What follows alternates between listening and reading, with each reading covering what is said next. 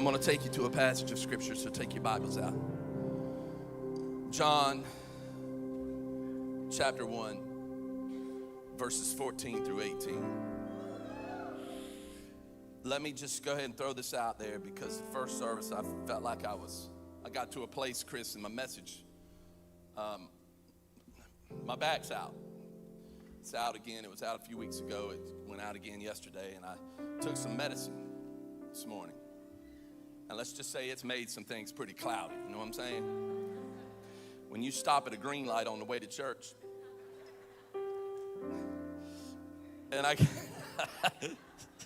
so we're going somewhere in this message today, but if I say something that I shouldn't say, it's the meds. Let's just go ahead and say that.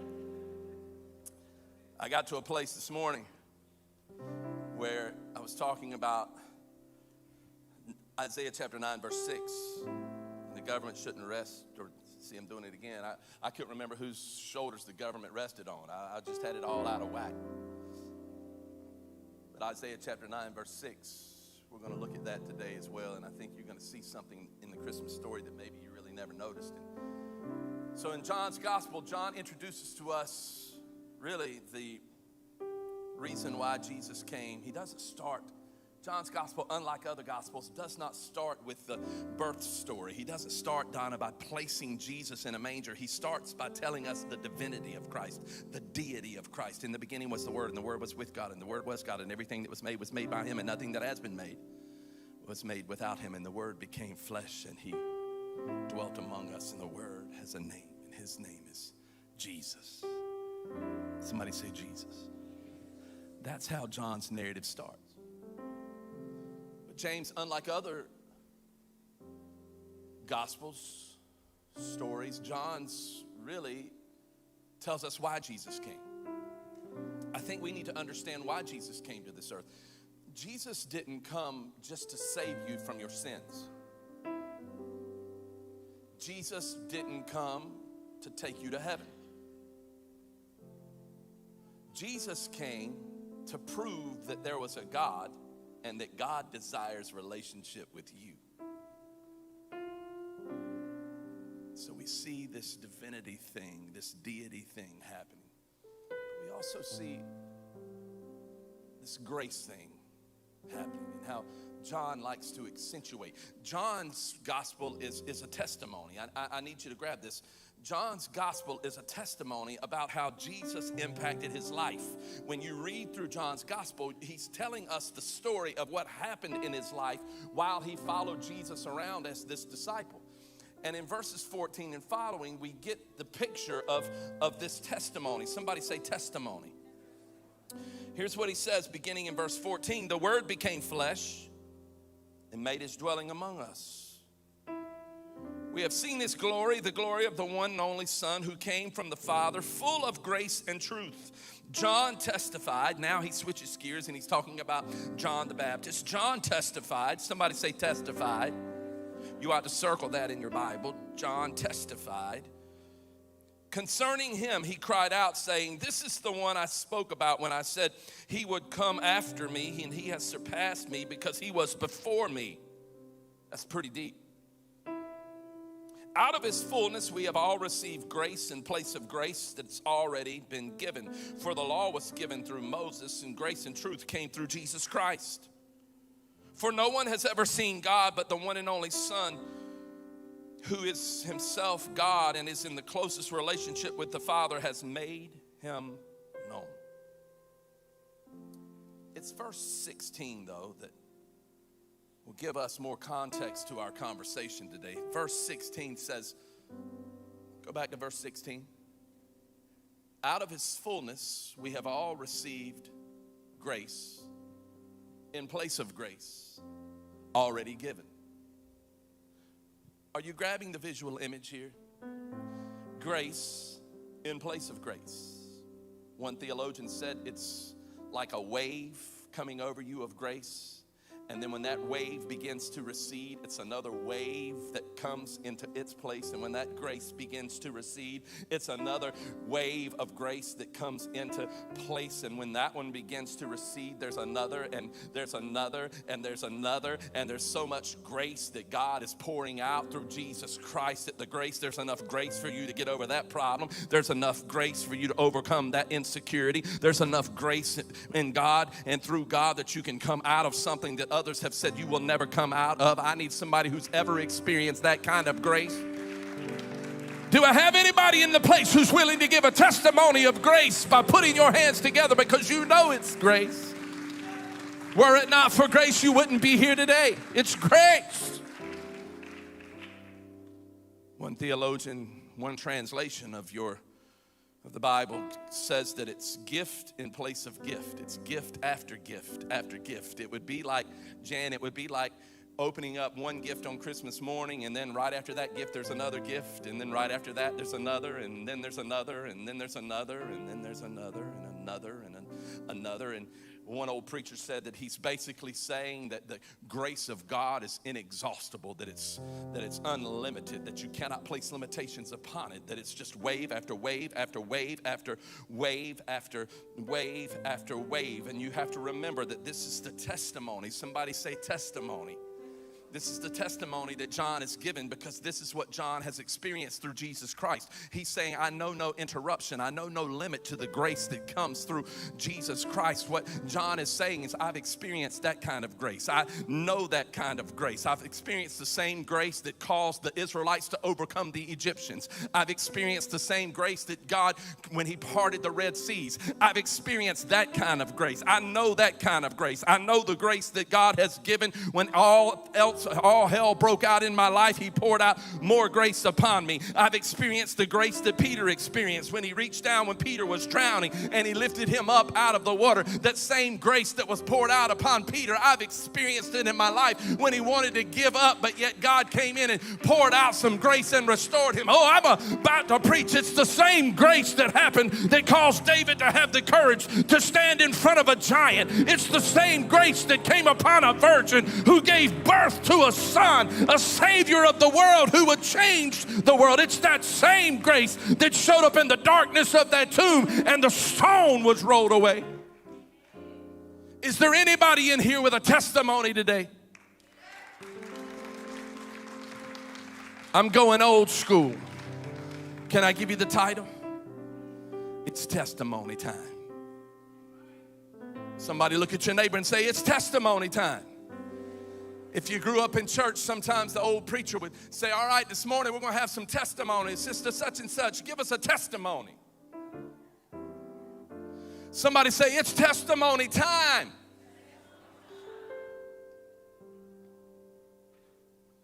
But I have to wonder if we've stopped talking about the good things that God has done in our lives. At least the way that we should be talking about the things that God has done in our lives. I wonder if we don't talk about the things that God has done, could it be that others will not find out who God is because of our unwillingness to testify about what God has done? You see, I truly believe that it's our willingness to testify and to talk about what God has done that causes others to find out who he is. And it's why John's gospel starts out, listen, I don't want to talk about the baby Jesus. I want to talk about the divine Jesus. I want to talk about how Jesus came to change your life. I want to talk about the grace that was poured out upon the world when Jesus came.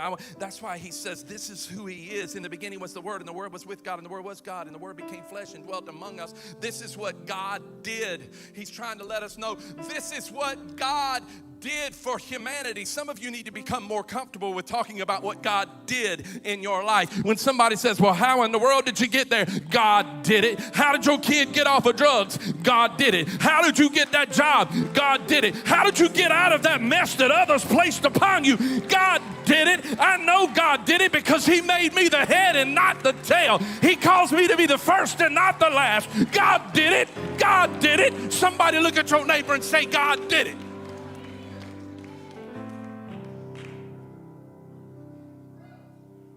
I'm about to preach up in this place. God did it.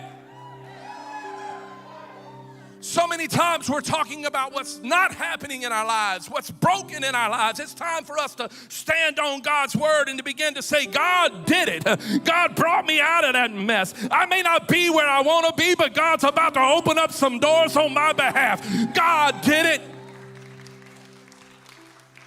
Yeah.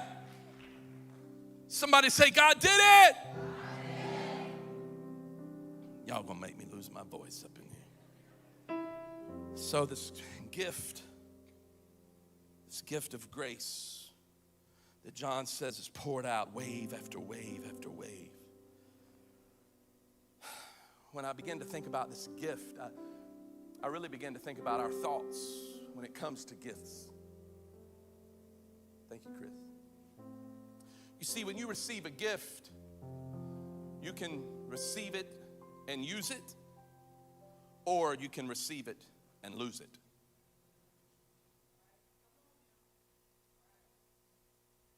Let me say that again. James, when you receive a gift, you can receive it and use it, or you can receive it and lose it. James, I'm picking on you for a second, but you can receive a pocket knife for Christmas. You can receive it and use it, or maybe it didn't mean that much to you and you receive it and you lose it. Sometimes we take grace for granted. We receive it, but we don't use it. And then we begin to complain about having lost it when it has everything to do with us. It's like getting an ugly Christmas sweater. You receive it and you want to lose it. But so often when I'm thinking about our thoughts in connection with this story, I think sometimes we are better at testifying about life's mysteries than we are at testifying about God's certainties. Can I say that again? I think we are better at testifying about the mystery of life, rather than the certainties of God. And here, John gives us this answer that it's wave upon wave, it's grace after grace. You see, we've got reasons to trust God, but for many of us, we also have reasons to doubt God. Let me just be transparent with you this morning, because it's so easy to say, let's trust in God, but it's hard to live trusting in God. Because sometimes the wave upon wave, there's a long time in between the last wave and the next wave. Can I get a witness up in here? I mean, you're waiting on a wave and you believe God, it's got another wave coming, but when is the wave coming? And I don't know when it's coming, and you become so overwhelmed, and it seems like you have to hang out in sorrow for a long time before you ever experience joy. It seems like we hang out in a battle for a lot longer than we ever thought we would, and it seems to be so hard to find that peace. When's the next wave coming? How do I get out of this? How do I overcome this? I just need a sign, God. I just need you to show up, God, and show me something, God, that you hear my cry. That's where Isaiah chapter 9 comes in. It's another narrative that I want to look at really quick. Take your Bibles and turn back to Isaiah chapter 9. It's in the Old Testament. Isaiah chapter 9 is this passage of Scripture that I want us just to look at one verse. Isaiah chapter 9, verse 6. As you're turning to Isaiah chapter 9, verse 6, I want to give you 4 quick thoughts, just all simultaneously, all together. Unlike what I normally do, I don't want to preach through all 4. I want these 4 to be right in the middle of your thought process as we go through God's word today. Can I give you those 4 things? Number 1, the promise that you're waiting on. Somebody say the promise. The promise is always different than you imagined. Think about that. While you're waiting on that next wave to come in, the promise is always different than you imagined. Here's the second thing. The promise always happens slower than you thought. Let that one resonate in your spirit. Here's the third thing. And it's always more difficult to get there. The promise, let me repeat those three. The promise is always different than you imagined. It always happens slower than you thought, takes longer. It's always more difficult to get there. But while you're doing those three things and understanding those three things, you need to realize this. It's your testimony about who God is that bridges the gap. I hope you're taking notes. It's your testimony about who God is that bridges the gap in your life.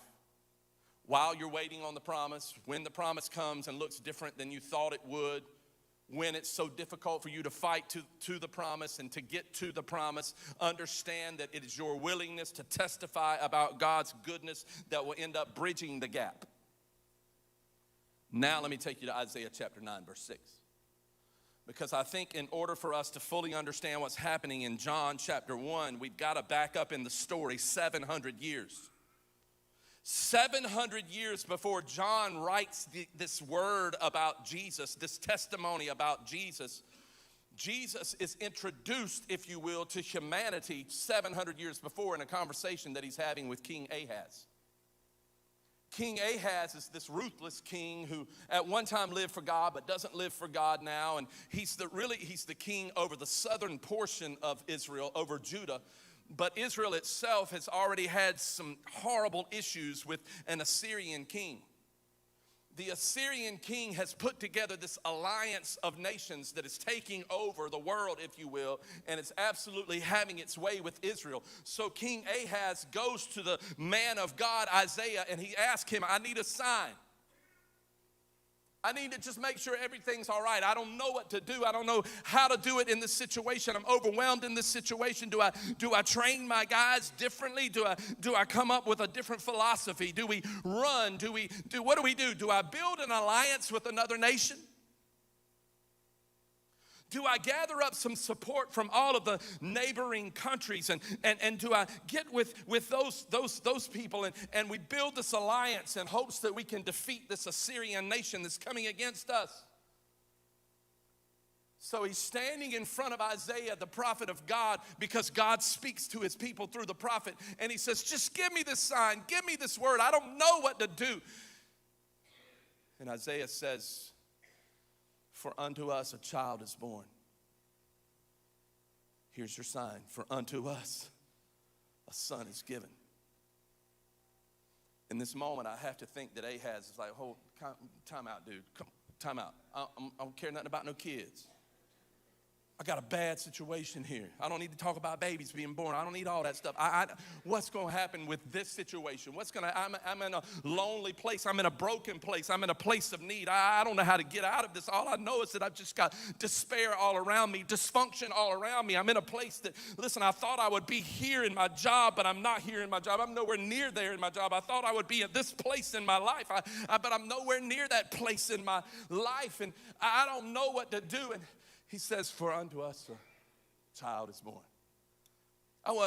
Obviously, we don't see this in the text, but I like to give it my own little spin, and I think he probably repeated himself. Can you say that again? Yes, for unto us a child is born. Unto us a son is given. And then he said something to the king, and he says, and the government will rest upon his shoulders. Not your shoulders, but his shoulders. Not your shoulders, but his shoulders. That speaks today. And the government will rest upon his shoulders, not some political persuasion, not some party, not some president, not some legislative body, but the government shall rest upon his shoulders. First off, I need you to understand something. Ahaz thinks he's in charge, and here, right now, in this moment, Isaiah is saying, you got to understand who's really in charge. You may have the title of king, but he's got a title called God. And the government will rest upon his shoulders. And then he goes even further and he says, and his name shall be called Wonderful Counselor, Mighty God, the Everlasting Father, and the Prince of Peace. Specifically, these four names. And he shall be called Wonderful Counselor, Mighty God, the Everlasting Father, and the Prince of Peace. We've been on this kick about names for the last 2 months. God's just doing something in our body with the thought process of the names of God. But in this situation, he gives to Ahaz the four names that mean salvation. That he is the Wonderful Counselor, the Mighty God, the Everlasting Father. He gives to him the four names that means salvation, that God saves. He's telling him what his answer is. Your answer, Ahaz, is not an alliance with another nation. Your answer is Yahweh. Your answer is not an alliance. Your answer is God. Your answer is he's the Wonderful Counselor, the Mighty God, the Everlasting Father, and the Prince of Peace. Let me just pull one of those out. He says he is the mighty God. When, a couple of things are happening here. When he says mighty God, now Ahaz, in that moment, his mind goes to the Hebrew name for God, Yahweh or Jehovah. What Isaiah is really talking about is Jesus. He's saying 700 years from now, that's probably not a lot of help for Ahaz in the moment. Sometimes the promise takes a while to get here. You know what I'm saying? And so he's saying that there is going to be this child that's going to be born. We know that it's Jesus or it's Yeshua. And he's saying his name will be this mighty God. Here's what's beautiful about it. When he says mighty God, Ahaz, he immediately understands, hold on, this is Yahweh, or this is Jehovah. It's reminding him, as deep as you are in your problem, that you need to understand that deeper still is God. As great as your problems are, you need to understand that Yahweh or Jehovah will never leave you nor forsake you. So his mind, right now, it turns on. So Ahaz is standing there, and he's looking at Isaiah, and he's thinking, okay, hold on a second. So Yahweh's on my side. He's beginning to remember. Oh, I remember this Jehovah. I remember. His mind probably goes back to Moses, because Yahweh is the name that every other name comes from. And so he remembers going back to Moses, where Moses is standing at the burning bush, and he's been in the desert for 40 years, and he's kind of complaining about his life, and he's complaining about his career, and he's complaining about his wherewithal, he's complaining about his talent. His family, much of them have left, and it's just this brokenness, this fragmented area in his life. And then all of a sudden, God appears in the form of a burning bush. And Moses is like, well, hold on a second. Who are you? Because right now, I've just got a lot of problems. I got a lot of difficulties. And God, we know what God tells him. God says, I want you to be my vessel. I want you to go to the Pharaoh and tell him to let my people go. And here's Moses again. He feels like his career's at a dead end. He feels like the problems in his life are all difficult. He feels like the situation that's before him is greater than him. And he's like, I don't know why you're asking me this. Why are you telling me to do this? Who are you? God says, right in the middle of his questions, right in the middle of his doubt, God says, I am. He said, I am. Right in the middle of his questions, right in the middle of his doubt. And Moses is like, I've gone too far. My life's too far gone. I've made too many mistakes. I murdered this dude. I got all these problems. I don't know what to do. And he says, I am. And he gives to Moses this name that becomes so powerful that the nation of Israel begins to realize that Yahweh or Jehovah is with them. In fact, 6,500 times in the Old Testament alone is this name referenced. 6,500 times. It's a name that means whatever you're not, I am. So when he says mighty God, here is Ahaz thinking about all the things that he's not as a king, but yet he's hearing all the things that God is. And that when his life begins to marry up with God's life, that things begin to take place in his life that he can't take credit for. He is the mighty God. Moses is like, I'm not eloquent enough. I can't do this. I'm not strong enough. I'm not powerful enough. And he says, I am. But I don't have enough. I am enough.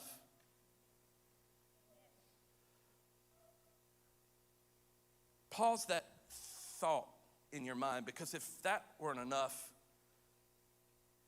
now in this conversation, if you think about the name of God, all throughout the history of the Israelites, God would give his name. He would give his name as Jehovah, and then after Jehovah, he would attach whatever need that they had to the end of that name, Jehovah. So like, for example, and keep in mind, Ahaz is watching Isaiah say all of these things, but think about this. So when the Israelites were sick, God gave his name. He said, I am Jehovah Rapha, the God who heals. When David was lonely and felt like he was all alone, he gave him the name Jehovah. I am Jehovah Rohi. I am the good shepherd. When Abraham couldn't figure things out, he couldn't figure his way out, God said, I am Jehovah Jireh. I am your provider. When Gideon was about to fight 135,000 soldiers with 300 men, God came to him and he said, I am Jehovah Shalom. I am your peace. When the Israelites couldn't figure out how to defend themselves, God came along and he said, I am Jehovah Sabaoth. I am the God who defends you. Conversation is happening. Ahaz probably begins to realize at this point when Isaiah says that your answer is not an alliance with another nation. Your answer is you need a greater dependence upon God.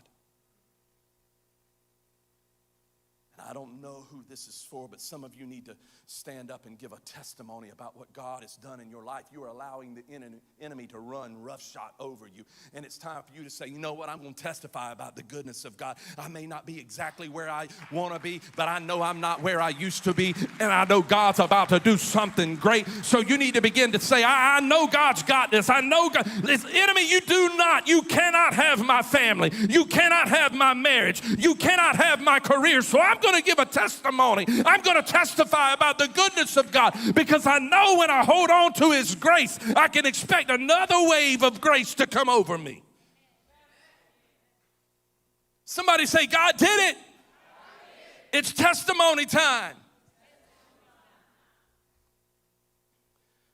So keep that in the back of your mind for a second, because if we fast forward, he's basically saying to Ahaz that what you're going through, Ahaz, is nothing for a mighty God. Fast forward 700 years. 700 years later, the Gospels begin to introduce Jesus. Most of them in the form of a baby who's born of a virgin, who's placed in a manger, who grows up and lives a blameless life for 33 and a half years. And then he gives his life. He dies even unto death on the cross. And then he's placed in the tomb. But then on the third day, the stone is rolled away. We see that in the Gospels. But there's something that I think that we overlook about Jesus that I think John is trying to tell us and remind us that he is God. He is divine. And over in the book of Hebrews, I don't have time to go there, but in chapter 4, it talks about how God gave us the gift of Jesus, and Jesus stood in our place. That Jesus took upon himself my pain. Jesus took upon himself my shame. Jesus took upon himself my brokenness. Jesus took upon himself all of the issues in my life. Jesus gave it all. Jesus gave it all so that I would know hope in God. That's wave after wave after wave of grace. In fact, some of you need to understand, the Bible even talks about that there is nothing that can separate you from the love of God. The Bible says that the peace of God is yours because of the love of God. And there's nothing that can separate you from the love of God. Neither height nor depth, nor principalities, nor powers, nor things that, listen, nothing can separate you from the love of God. And that's what John's gospel is trying to tell us. Not feet, not famine, not difficulty, not disease, not sickness, nothing. So let me connect the dots. Again, many of the Gospels start with the birth. John starts with his deity, with his divinity. He starts with the I am. The same thing that Isaiah was saying to Ahaz, John starts with. In fact, it's the only gospel that does this 7 times. He does the 7 I am statements. 7 I am statements where he says, if you're hungry, I am the bread of life. He says, if you're overwhelmed, he said, I am the gate. Or I am the shepherd. If you don't know which direction to go, it says, I am the gate. If you fear death, he said, I am the resurrection and the life. Jesus proclaims himself to be the I am. He's going all the way back to the beginning where Moses, he's saying, who are you? Who do I say this is? I am. Here is Jesus making those same 7 I am statements. Here is John saying that Jesus is divine. Here is John saying that grace upon grace, he's pouring out upon you gift after gift after gift, wave after wave after wave. And as he's explaining who Jesus is in his gospel, as he's articulating for the world to read, he's talking about us understanding that the great I am, right out of the gate, is on our side. Why? Because he says, in the fullness of his truth, we experience grace in place of grace. What I'm trying to say to you is this, is that when you find yourself in a place, I don't feel like I have enough, I am. When I feel like I'm overwhelmed at work on Monday morning and I feel like I'm just so broken because I don't like where I'm at and I don't feel like where I'm at is happening for me, I am. When I feel like I've got all of these other issues happening inside of my family, I am. When I feel like I'm just a failure, Jesus. When I feel like things are not going my way, Jesus. I need somebody to testify with me. When my kids are driving me nuts, Jesus. When things aren't the way I imagine them to be, Jesus. When I feel sick in my body, it's Jesus. When I feel overwhelmed in my spirit, it's Jesus. When I don't know which way to go, it's Jesus. When I cannot feel like good today because all I feel is sick, it's Jesus. He is Jehovah Rapha. He is the great I am. That's what he's talking about, this wave upon wave upon wave upon wave of grace in place of grace. But go back to verse 16. Verse 16 says, out of his fullness, we have all received grace in place of grace. Out of his fullness, out of his fullness, we have all received grace in place of grace. Can I ask you this question? Are you living in the fullness of his grace?